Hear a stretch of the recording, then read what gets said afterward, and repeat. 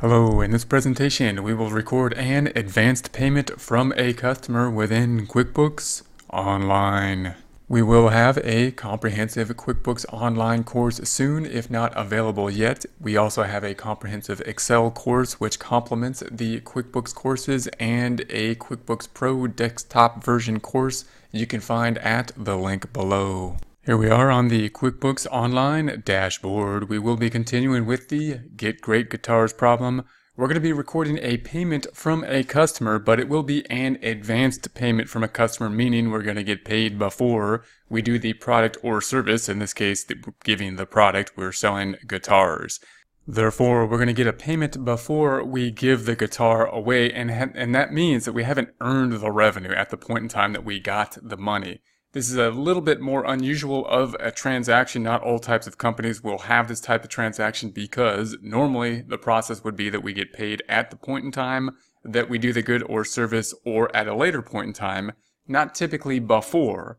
But certain industries we do get paid before many times. With the case of a guitar or something like that, we may be asked to hold on to the guitar and therefore get advanced payment in order to do that, for example, and then provide the guitar later. Something like a concert where we sell tickets before the concert actually happens should go into some type of unearned revenue, as we will show here. We'll have a similar situation, in other words, as we will show here. So to do that, we're going to select the plus icon up top, and we're looking for the customers section over here, and we will have the receive payment here. Funny thing about this is it's not going to go through the normal flow. The normal flow for customers would be that we either have an invoice and then we receive the payment at a later point in time in the mail, or we have just a sales receipt, at which point we made the sale, gave the guitar away, and got paid at the same time. What we're going to do is use the receive payment, which is usually what is used after an invoice, but record it before we actually have the invoice. That's what's going to be a bit unusual. When we select receive payments, we have this screen here. Receive payments means that we've got some type of money, and that typically will increase some type of cash type of count. This one's going to increase the undeposited funds until we deposit it into the bank. We're going to say that Anderson Guitar gave us some money. The scenario is going to be that they gave us $250 at this point in time, and we did not yet give them a guitar. What we did is we said we're going to hold on to the guitar for a later point in time. So they gave an advanced payment.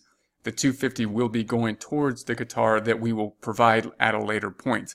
At this point in time, no invoice has been made because we have not yet given the guitar, and the $250 we're getting, we really haven't yet earned. So we're going to say that Anderson Guitars, we could select the drop down and or type in Anderson Guitars, and it will populate for us. We then have kind of an error signal here. It's saying, Anderson Guitar payment doesn't have an open invoice. So if that means that there's nothing to link it to, typically when we have a received payment, we will have some type of invoice that we will just check off and click on down here. At this point in time, they're saying, hey, you're getting a payment for what? You didn't do anything. You haven't given a guitar. You haven't done any service. Why are you getting this payment? And so we're gonna say, well, that's okay because we got the payment before we're going to record the invoice, which is, once again, a bit unusual. So we'll tab through this, and we're going to say that this is 02/16/21 is the date. We're going to be working in February 16th, 2021. Note, when I say that it is unusual, by the way, it's unusual for most types of companies. It could be a normal transaction for certain types of companies, such as if we have a concert, or if we sell magazines, or any type of subscription service that these days, those are all types of businesses where we get paid before we provide the service, and we will have a similar situation with those types of industries. So we're going to say here that the payment method, I'm going to say that it is a check. So I'm going to say it's a check that we got, and we're going to say the check number is 5243. It's going to go into undeposited funds. We're not going to put it in the bank. That's just the same as normal. We're going to group them together and then put them all in the bank at the same time. The amount then we're going to say is we got $250 as the down payment on one of the guitars that we will later be recording. And that's going to be it. Note there's no other invoice that we have here. So what is going to be the journal entry here? A little bit different than possibly you may be thinking from a theory type class, which you would say, we got a prepayment, we got money for work that has not yet been done, which means that cash would go up. Cash is kind of going up, but it's undeposited funds. It's not going in the checking account yet. And the other side typically wouldn't be revenue because we haven't earned it. It's not going to go into revenue, and it should go into a liability, undeposited fund. I mean, a liability called unearned revenue, typically, or some type of unearned liability type of account. Note that the receive payment option here, though, typically means that we're going to reduce a accounts receivable account. So a receive payment form typically means accounts receivable will go down. Problem though, accounts receivable doesn't have anything in it related to an invoice for Anderson guitars, and therefore when we bring the accounts receivable down, what we end up with is a negative receivable, meaning it looks like we owe Anderson guitars, which we do. We owe either the $250 back or we owe them the guitar in the future. So that shouldn't happen. We shouldn't have a negative receivable. We should have a liability that's going in the liability direction, not a negative receivable.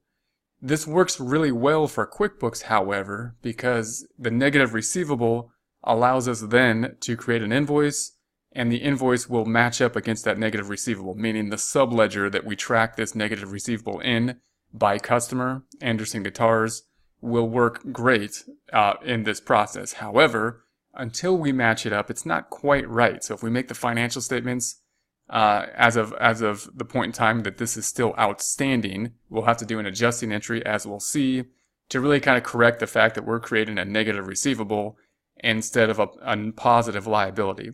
So this is one of those areas where functionality, logistically, this works quite well. Not exactly correct in terms of GAAP or generally accepted accounting accrual principles, and we'll see that in the adjusting process. So let's save this and then take a look at it. We'll close this back out. We're going to go to the reports left side.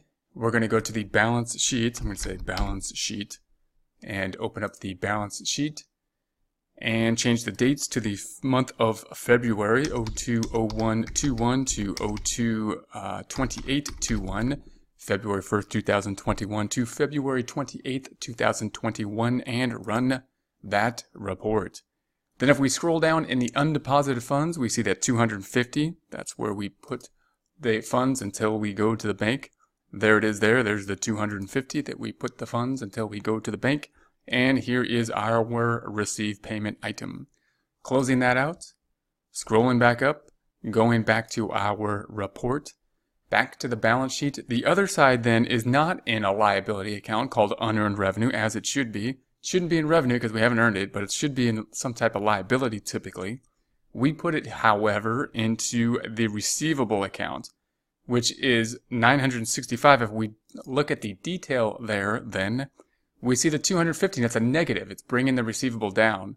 However, even if we go back to the prior month, if I go back and I change the date range here to January 1st, 2021 to February 28th for this transaction detail report and run that report, we don't see anything matching up against that 250. What we should see is the account going up like this and then going back down. That should be the typical trend we see when the receivable goes up and then it goes back down. Here we have this going down and there's no corresponding increase prior to this.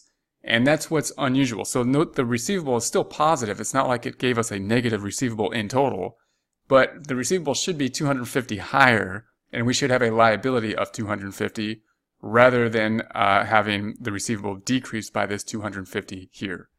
To see this more clearly, let's look at another report, which will be a report by the receivable report by customer. So we're going to go to the reports left side. We're going to go to the customer balance detail. We would like to see the customer balance detail report. We will select that report and run that report, customer balance detail. And what we see here when we run this report is we see the same total, 965.27. However, if we break this out by customer, Jones looks normal. We got $399 owed there to us. They owe us $399. Music store stuff owes us $816. And then we have this negative receivable, meaning it kind of looks like we have a receivable in which we owe them $250. And that's what it means, because we owe them $250. We're not going to give them $250. We are hopefully just going to give them the guitar to complete the transaction that we have started by them giving us a down payment. However, it shouldn't be that we owe someone something in the receivable. It's an asset. The fact that we owe somebody else means it's a liability and should be in the unearned revenue. So this works great logistically because, once again, once we have the invoice for Anderson, it'll match up to this amount, and this subledger, this customer balance detail, will be correct. However, until that happens, it's not quite right. So it's going to be just one of those little quirks that logistically works well. You see this a lot in practice. You won't see it so much at all in a theory kind of book, textbook.